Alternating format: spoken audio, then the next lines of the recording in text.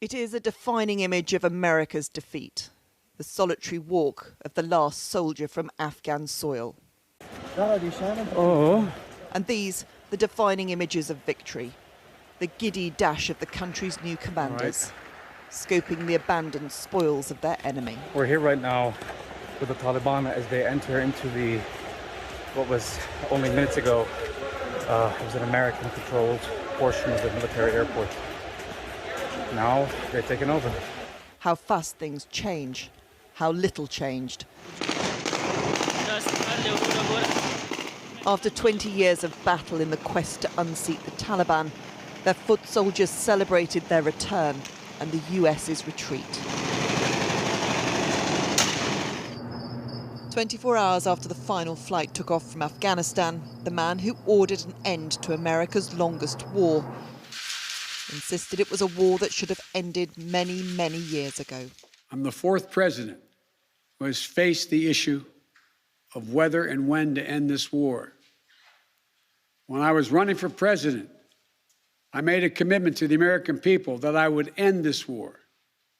And today, I've honored that commitment. It was time to be honest with the American people again.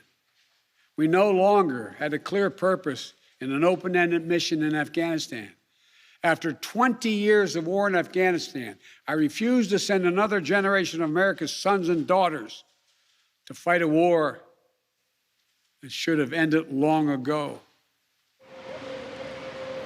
The airlift and evacuation were, he said, a great success, something that will be questioned by many. And there was a message for those who took American and Afghan lives just a week ago.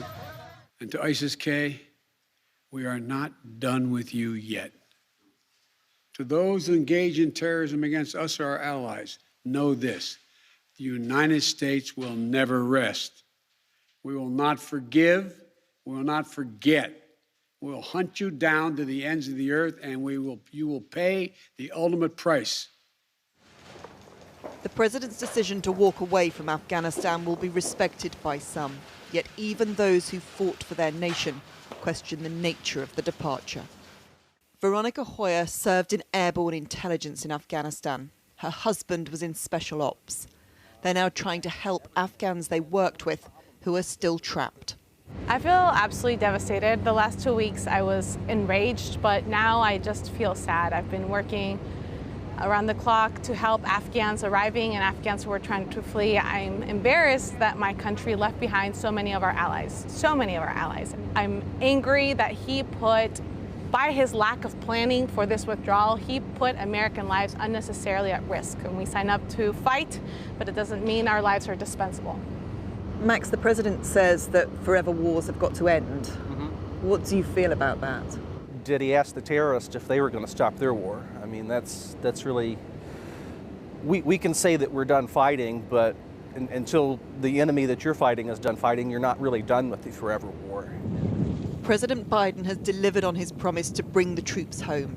He may not accept it was an unceremonious end, but it's an end which leaves America and the West trying to decide how to work with the warlords they sought to destroy.